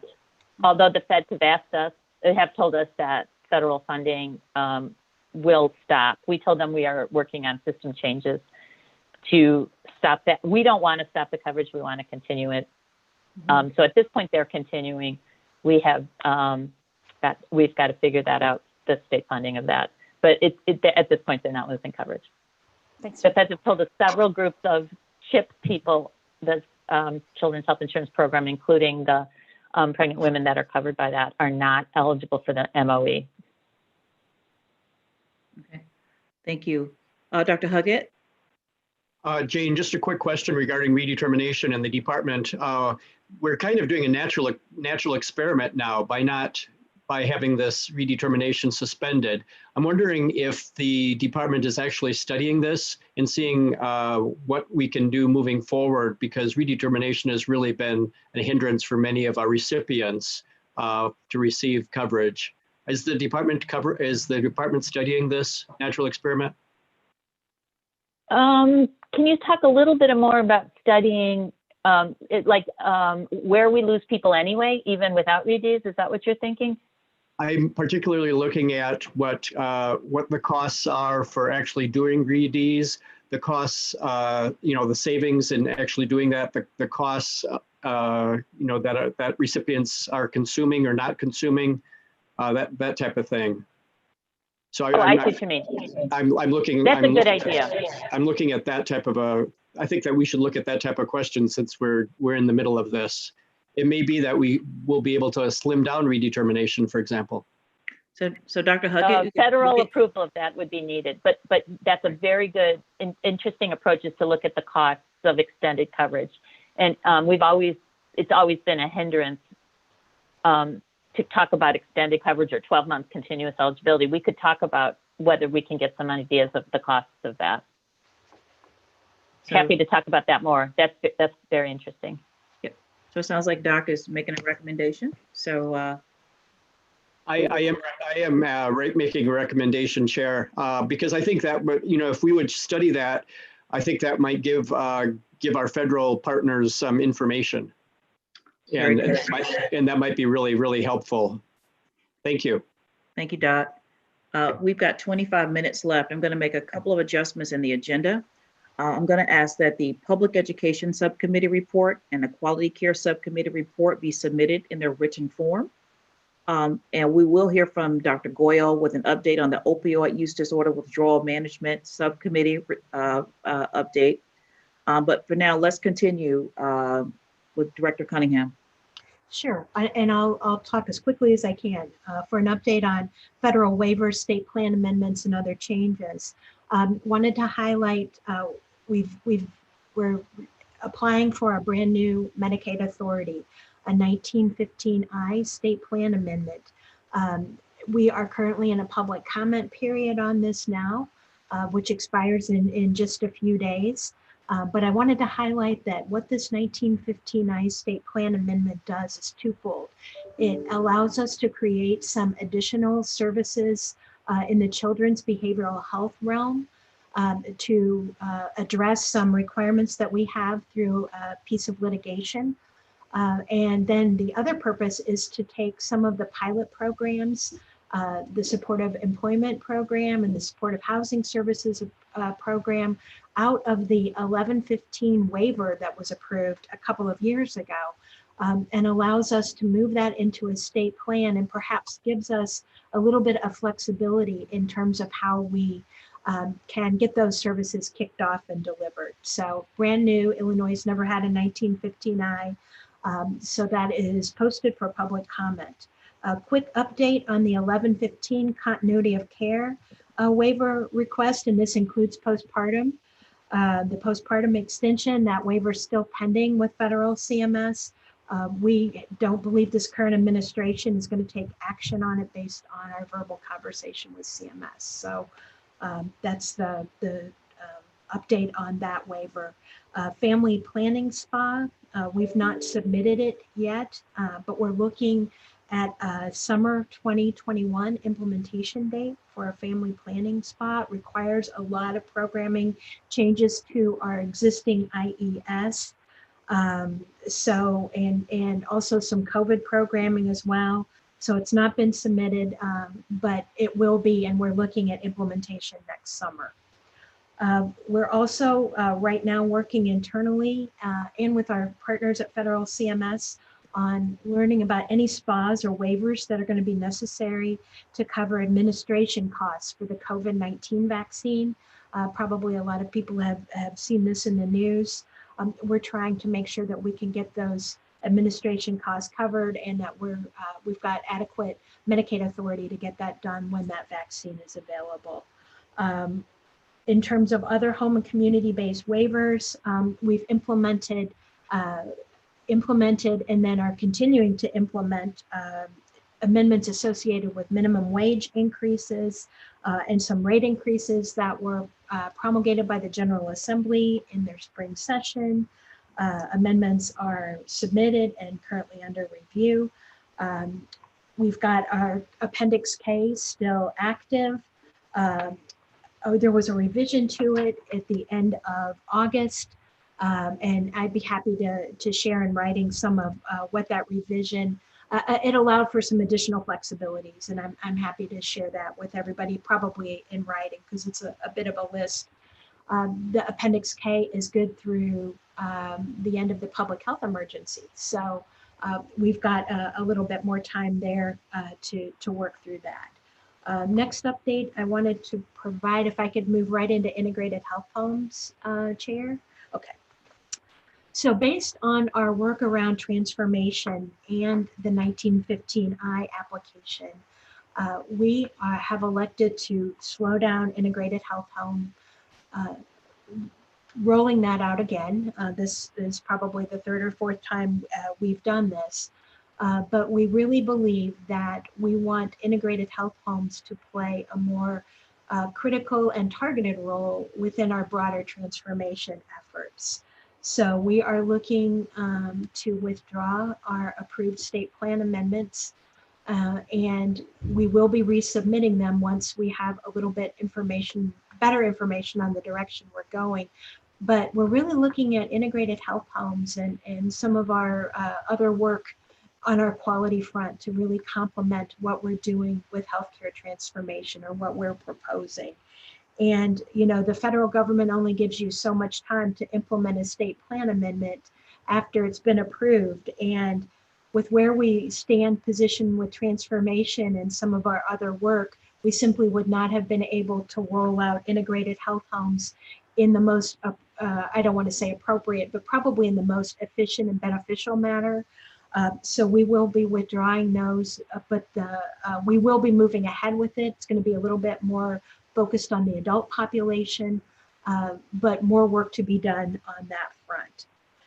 So those are updates on integrated health homes. I think we can move, if it's okay, Chair, right into our telehealth update. Yes, thank you. Were there any questions on the spas and the direction that Director Cunningham spoke about, that we're going to kind of pull back on IHH and really leverage the other waiver? Kelly, name the waiver again. I get them. Sure. It's a 1915I, and it's actually a state plan amendment, even though it sounds like a waiver. It's sorry. Yeah. Oh, wrong it's language. There you go. The easily state plan confused. amendment. Very good. No, thank you. Chair, Any- do you mind if I ask, can we get a copy of that so we can make a comment? If you could just email it to us so we may review it. Yes. Yeah. Thank you very much. Yeah, absolutely. We've got a public notice out. I will get that out to all everybody on the phone today. And there's a link to the document right within that public notice. Okay, and this is going to be in lieu of the 1115 waiver that passed a few years ago to make it more permanent. Is that what you're suggesting? It's going to, some services are going to continue to operate under that 1115 waiver, the SUD services, Millie. But what we're going to do, we've pulled a couple of the services out, the two that I highlighted, and maybe one more. And we're going to seek to do that under this new state plan authority, which is much more flexible and easy to manage. Okay. Thank you. Let's keep going, but hold on to your questions or put them in the chat. I've asked if Ms. McCullough would capture those questions, guys, because we're going to try to get your answers, but we may not be able to answer everything today. This is a very robust meeting. So let's move to the telehealth update. So good afternoon, Madam Chair. My update on telehealth is going to be very brief. Basically, telehealth will continue to be available throughout the public health emergency. We've heard very clearly from you and others in the larger provider community around how important it has been during this period of time and the need to continue it in some way. We are monitoring the utilization and welcome your continued input and sharing of best practices for how it's being used in your respective areas. So please share with us, continue to share with us as you have been doing to date. I can give you just high level the numbers of what we've seen from FY19 for the same snapshot to FY20. And so in fiscal year 19, in the behavioral health area, we saw 1,276 encounters for telehealth. For FY20, same snapshot, we saw 95,728 encounters. With respect to physical health, we saw in FY19, 9,245 encounters. For FY20, same snapshot again, 1,022,492 encounters. So clearly it is being heavily utilized during this period of time. And as you think about it, we just robustly opened up telehealth at the beginning of the public health emergency, roughly in the latter part of March, early April. And so it shows you just how heavily it is being utilized during this period of time. We will be able to provide you more of a detailed update on, what we're finding in terms of the utilization of telehealth care versus physical health. And again, we are monitoring it, and we're, open to answer any questions that you may have with respect to that. But that's our report for today. Thank you. And thank you for providing just the available quantitative data on telehealth. I think we all want to get to a point where we're, again, data-driven, sort of guided by results and kind of where we put money. And sounds like we're just starting to get our arms around that data. And I'm grateful that you shared some with us today. So this is extremely helpful. We're going to keep moving. I think, is it Laura's going to go next on the healthcare affordability feasibility study, Kelly, or is that? Yes, that's Laura Phelan. Okay, thank you. Hi, Laura. Hi. So I'm providing an update on the Illinois feasibility study to increase healthcare affordability, and also presenting this feedback so that we can collect additional feedback from all of you. So Laura, this is Cheryl. Just one quick, what exactly is that? Was that something that the General Assembly asked you to do? I'm actually not familiar with it. Yep. And I'll start with the background. So as background, Illinois Public Act 1010649, which also is known as the Medicaid Omnibus that passed in the spring session. It requires HFS in consultation with the Illinois Department of Insurance to conduct a feasibility study that explores options to make health insurance more affordable for low income and middle income residents, including policies being discussed in other states and nationally, that looks at best practices of other states, includes an Illinois specific analysis, produces cost estimates for the policies studied, along with the impact of the policies on health insurance affordability and access, and the uninsured rates for low income and middle income residents, with data broken out by geography, race, ethnicity, and income level. Evaluates how multiple policies implemented together affect costs and outcomes, evaluates the availability of federal funding, and provides a report to the General Assembly and Governor by February 28th, 2021. So to conduct the feasibility study, the state has worked with a variety of subject matter experts that we've pulled together into a team. Manat Health, which is a national consulting firm, developed a project work plan for us that incorporated best practices and lessons learned from their work on feasibility studies in New Mexico and Colorado. And the Robert Wood Johnson Foundation actually funded all of the work that Manat Health did for us through State Health and Value Strategies, which is a state technical assistance center out of Princeton University. And then HFS is leveraging its existing actuarial contract with Milliman, and the Department of Insurance is leveraging its existing actuarial contract with Oliver Wyman. And Milliman, which is HFS's actuarial firm under contract, is doing the actuarial modeling for this study with consultation from Oliver Wyman, which was DOI's actuary on contract, state staff, and a team of experts from the University of Illinois Office of Medicaid Innovation. And so to that piece, HFS is using its existing intergovernmental agreement with the University of Illinois Office of Medicaid Innovation to receive technical assistance from the Office of Medicaid Innovation staff, as well as a team of subject matter experts that they've brought in to assist. And that team that they've brought in includes 2 health economists, Ben Summers from Harvard University and Ezra Goldberstein from the University of Minnesota, 2 regulatory experts who are also writing the report, the feasibility study report that will be submitted to the Governor and General Assembly. And that is Sabrina Corlett and Justin Giovanni from Georgetown University, a health and racial equity consultant, Takesha Deverett, and senior staff from a local BEP certified insurance broker firm, Lambden RMS, and that is Mike Robinson and Manny Ribbett. So for the feasibility study itself, we are evaluating multiple affordability policy options. And our goal is not to make the study will not make a recommendation.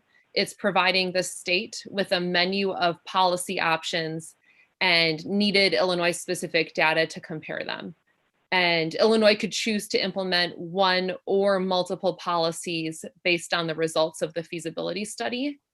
And the areas of study include different ways to implement a Medicaid buy-in or public option, as well as other affordability proposals being discussed in other states and nationally.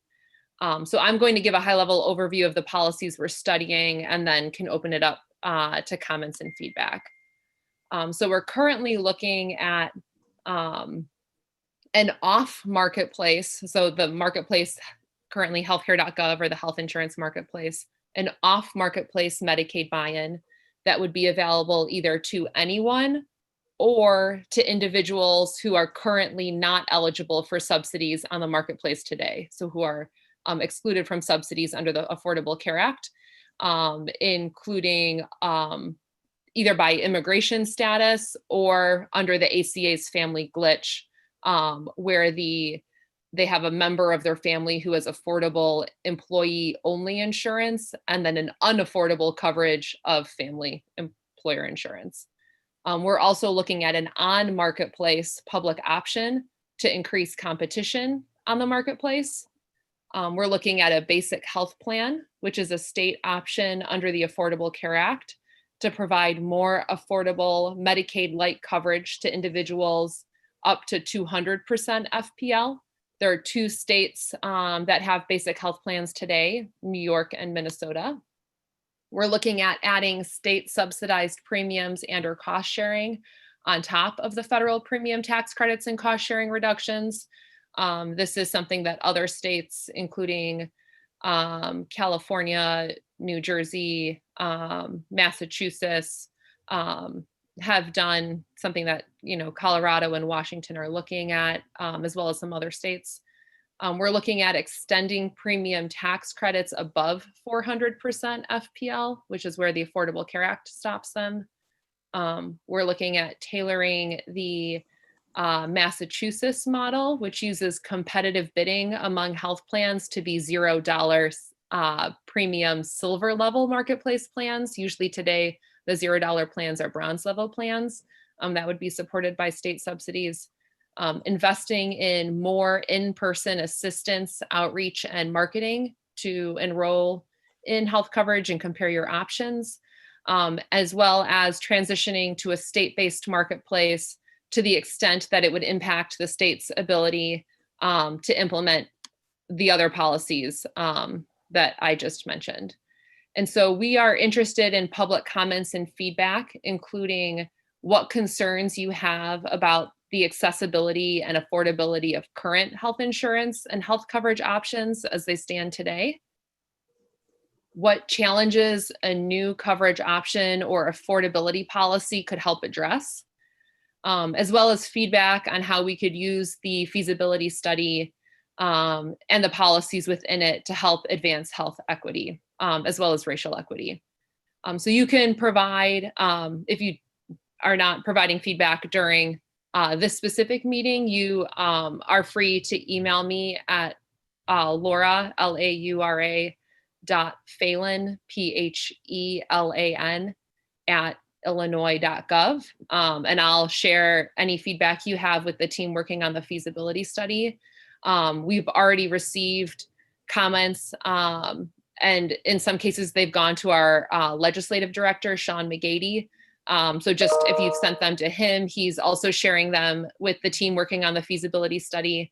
And then also just wanted to say that this is not the last opportunity to give feedback. We're going to create additional opportunities for public and stakeholder feedback in early 2021 after we have the data and the results from the feasibility study that would help inform the conversation and feedback when everyone is looking at the quantitative numbers with the Illinois specific data.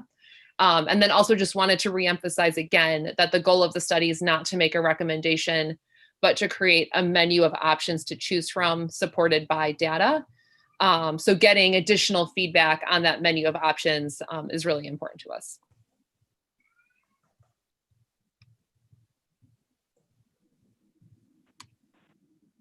So I know that was a lot, but I'm happy to answer any questions or take any feedback now or any that comes in over email as well. Thank you, Laura. So this work is a follow-up to something that the governor promised that he would look into, right? This is follow-up work on creating kind of an environment for affordable policies for folks. Pre-existing conditions, I'm sure you talked about actuaries that you guys are modeling the impact of that, but hopefully in consideration of things like COVID-19. And the data is like right now, at least what I've seen is showing that 25% of folks are what they call COVID long and have sequelae that, pass just feeling better after COVID-19. So I'm sure you guys are thinking about those issues as well. Any other questions from the committee as we move forward? One of the comments here from Amber in the chat is about inequity and lack of access to long-term services and supports, which can create a domino effect of problems. So as we develop avenues for coverage, need to consider this and take it very seriously. Thanks. Thank you. Thanks, Amber. Okay. Hearing none, let's move forward. We're cruising through here. We got, well, 5 minutes. And I think this happened to Robert last time where we ran out of time, but this is a very important part here, guys. We got 2 big parts left. One, an update on the Medicaid managed care program, and then an update from Dr. Goyle on the opioid use disorder withdrawal management subcommittee update. So I hope you guys can stay an extra 15 minutes. I apologize. I do think these are very important topics. Dr. Clavier had to drop. He told me ahead of time he had to see patients, but hopefully you guys can stay on for just probably 10 extra minutes. Robert, are you still there? Can I make a real quick suggestion, Madam Chair? Yes, ma'am. Is it possible for you all to review and approve your meeting dates for next calendar year? Because that is an item that requires you to have a quorum. Yes, ma'am. Thank you so much.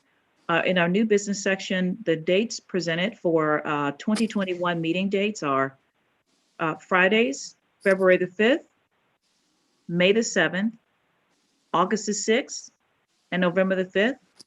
Those dates pretty much mirror what we did this year.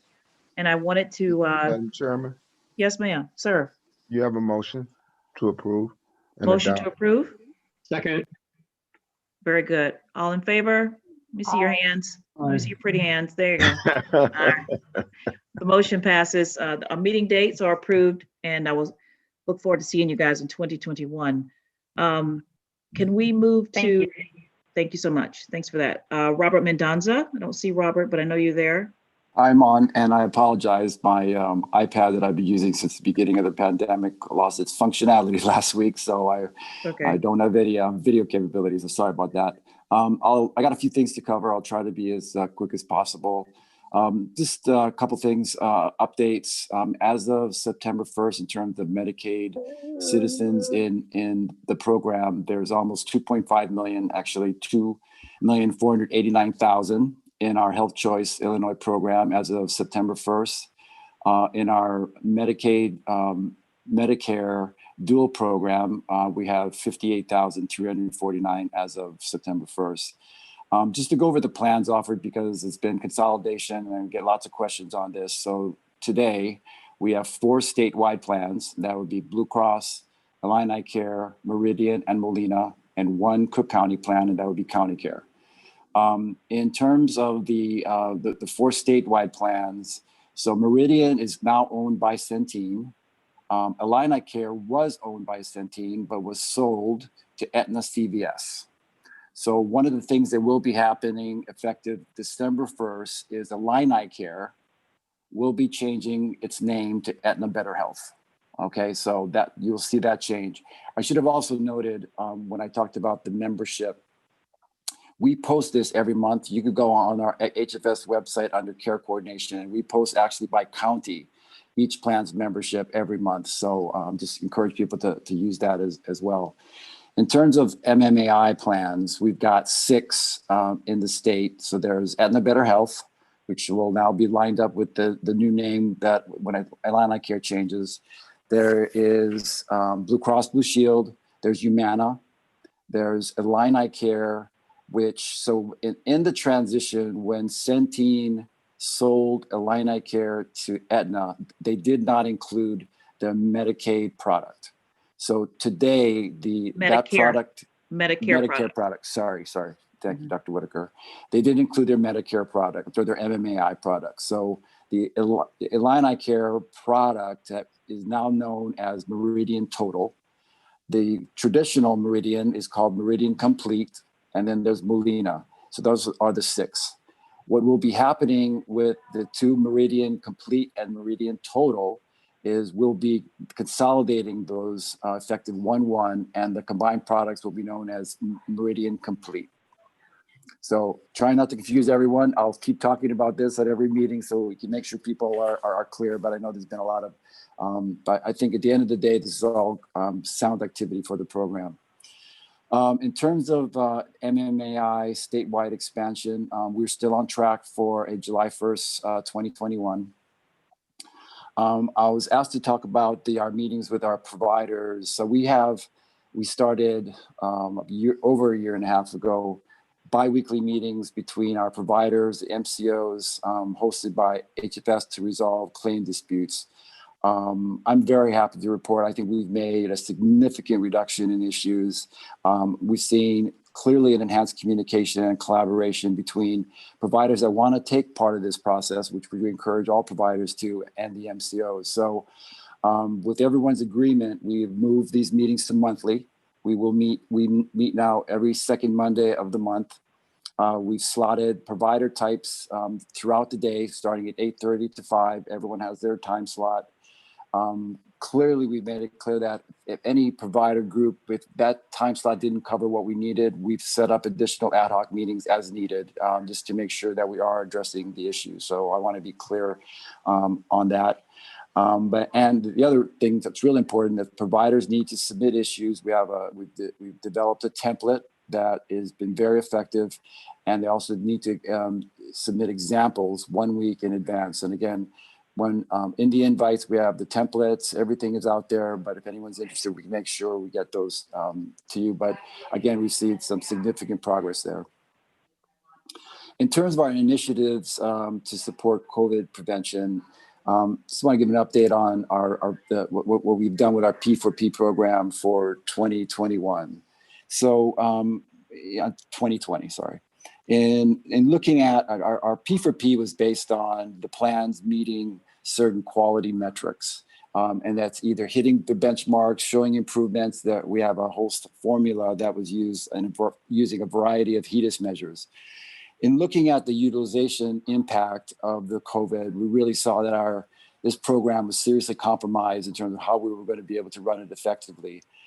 Then looking at the needs, the very important needs of COVID that COVID brought on in terms of providers to, keeping access and the needs of our constituents, we decided to suspend the P4P, not really suspend it, we changed the metrics to let's give the money back to the plans. And I should say, just to remind everyone, by state law, all that P4P money has to go back to the plans every year.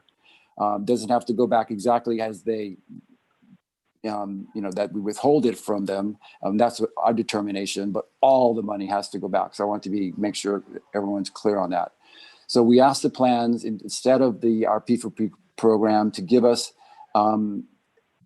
proposals on how they could invest that money into the community. And so I was quite pleased with the proposals.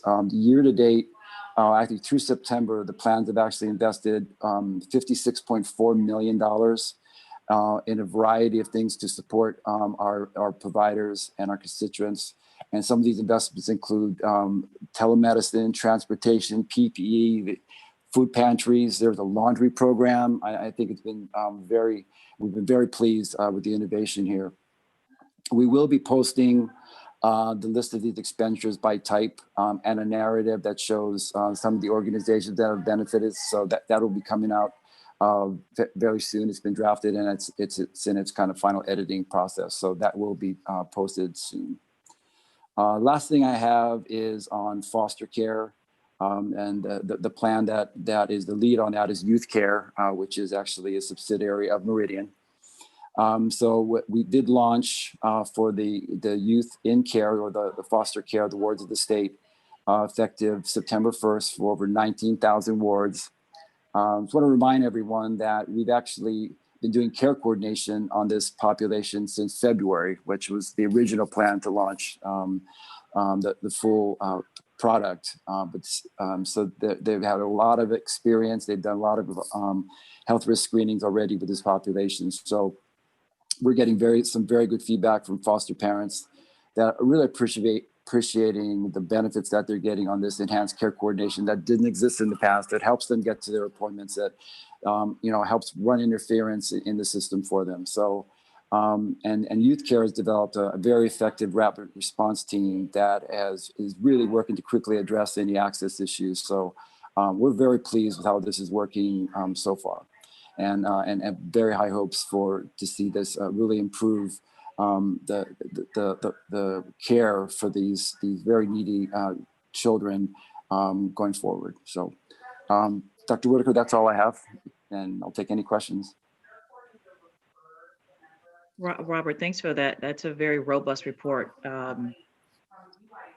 Just want to give kudos to the department and their creativity for thinking about how to sort of deploy those quality dollars in the midst of the state's pandemic and being a part of the pandemic response. So really appreciative and looking forward to the narrative report that shows to the public some of the work that the MCOs were doing at the direction of the department. So any questions from the committee? I know our time is up. I know a few people had to drop off, but any questions for Robert? Yeah, I had one question. Cheryl, this is Marvin. Robert, my question is something that you didn't report on, is the pipeline project, the claim rejection and denial management project. My question is community behavioral healthcare providers included in that project? I need help on that one. I didn't think anyone was excluded, but I don't know. Kelly, do you have any other more information on that? I don't, but we can get an answer back to you, Marvin, ASAP. Okay, thank you. Yeah, but Marvin, this is Cheryl. I believe that they are. I believe it's all providers. So, well, we haven't been contacted. None of our members have been contacted about it. So that's why I'm asking. Yeah, but you wouldn't really need to be. I mean, you would keep doing everything you're doing. It should be completely transparent to you. I'm not transparent, but you shouldn't even know, because what's happening is you submit your claim, it's going through this exchange that you submit your electronic, claim submission, and we're just capturing it there. We're taking a picture and it's sending it to the MCO. So this really shouldn't impact the providers. So will you be giving a report on that at our next meeting then, Robert? Yeah, I mean, we can ask for that. Robert, we can ask you for a more sort of detailed report out on that. If there's anywhere that you guys have anything publicly posted, though, if you could pass that on to me, Robert, through Kimberly McCullough, we can distribute it to the committee. That's something the department's been working on for a while, Marvin. It came out of I think a legislative request. So we can get you more information on that.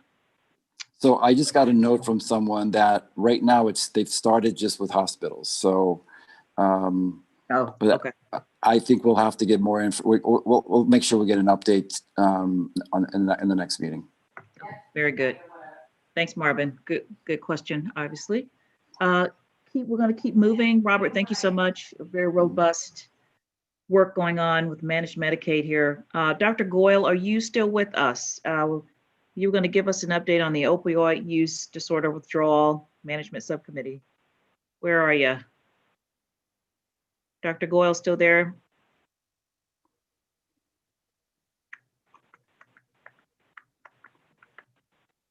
Okay. I know that seem to be. He does not. He was on earlier though, so I know that's something that the committee would like to hear about. I'm just kind of looking forward to it. I see him still on there. I don't know if he's unmuted for some reason. He is still on, so he's unmuted now. So he should be able to speak, Madam Chair. Okay, thank you. Thank you, Madam Chair. There was some technical difficulty in capturing my voice by the screen. Thank you very kindly. So if I can go quickly, what I will do is highlight the important items in HFS response and actions to date. And you're welcome to ask questions if there is time. If not, maybe after the meeting, just send me an email and we'll get in. So we did get feedback from multiple sources, including Opioid Crisis Response Advisory Council, Illinois Society of Addiction Medicine, several experts in the area that included one of your members, Dr. Huggett, spoke to Dr. Bruni, who used to be Assistant Secretary of DHS and then worked with HFS. also had a meeting between HFS leadership as well as the leadership of Illinois Department of Public Health, Department of Human Services, and Super to look at these recommendations from the subcommittee and then formulate a response. So this response is not just the HFS response, it's a combined response as of this moment. We have more dollars for OUD providers. That was one of the recommendations. There's been a 2% increase for all substance use disorder providers effective July 1, 2020. Number two, the DHS plus HFS have changed the methodology and standards to reimburse providers effective September 1 in categories of 3.2, 3.5, 3.7, and there is an aggregated cost modeling approach. And then the DHS has developed a opioid-related funding in Illinois, a preliminary list, and I can provide you a link to that, and we can talk about it. There is an HFS support grant, which is been a work in progress. We have a new position filled at the HFS a couple of weeks ago to move further on that grant, and you will be hearing some reports on it going forward. The second item I wanted to report is the evidence-based opioid use disorder treatment approaches and connections to ongoing community-based MAT.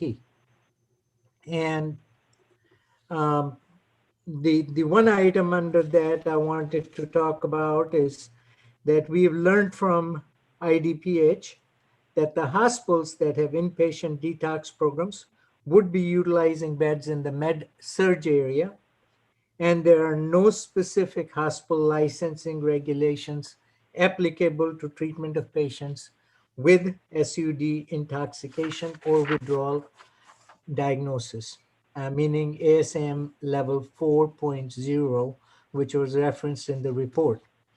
The IDPH could only survey that specific unit if there was a complaint or if it was a part of a full hospital Medicare recertification survey during review of all clinical departments. So we will continue to pursue it with Super and develop strategies to impose better standards, if you will. Super has existing hospital pilots and uses grants to create linkages to outpatient MAT programs following inpatient detox. And we do not have a fair evaluation of those programs, but we will continue to pursue that. We are also seeking additional guidance from Super and IDPH to achieve best practices with substance use disorder care and treatment at residential facilities that were referred in the report, and that would include withdrawal management and then recovery or efforts towards remission. And we will want to be sure that there is adequate follow-up in community settings. Another item, we are working on developing outcome-based quality metrics. The MAT alone is not sufficient to measure progress. According to American Society of Addiction Medicine textbook, The Essentials of Addiction Medicine, the quality is still being defined. Current standards around access, engagement, and retention are continuing, but the research about whether they improve patient outcomes is inconclusive. I wanted to read that so you recognize it's a difficulty all over. The outcome measures would have to achieve the goal of recovery or remission and measure patients' adherence to treatment, effectiveness of intervention, and provider as well as MCO performance. And we would appreciate your thoughts on the subject of quality measurement in this area. We will be planning discussions with MCOs, more discussions on care coordination, case management, and transition of care. And the final thing, 42 CFR Part 2, you had asked for some guidance on that. I want to just say that SEMSA is currently working to mitigate the rule. The current rule, of course, comes from SEMSA PowerPoint presentation, and I will make sure that we share a link to that PowerPoint presentation. The views and opinions of to the committee immediately, and then it'll be included in the minutes as well. We will share updates of progress at the right time at future MAC meetings. Please reach me anytime with your suggestions or clarifications. And thank you, Madam Chair, for allowing this extra time to discuss it. Well, guys, I know we're running out of time here. It's we're over 12:16. Is there one comment or remark on this before we move forward? We did get a request that Dr. Goyle for a written report on this, if possible, for the committee. Yes. To sort of further ingest. So if we could do that, that'd be extremely helpful. Can do that per orders of the chair. Thank you. Thank you so much. We're coming to I know this is a topic that many of our committee members do care quite a bit about, but I'm going to beg your indulgence here that we kind of move to wrap up since we're over time and want to be respectful. I know some folks got to move to other meetings. We did pick up a couple recommendations from you guys are in my notes, and I plan to pass those on to HFS and work with Kimberly to manage that. In the chat, is Medicaid working with MCOs on a communication, education, and resource strategy for members to get access to prevention, COVID-19 testing sites, and opioid resources, and available resources for COVID-19 isolation, healthcare, and behavioral healthcare services? We actually want to make that a recommendation that HFS do that.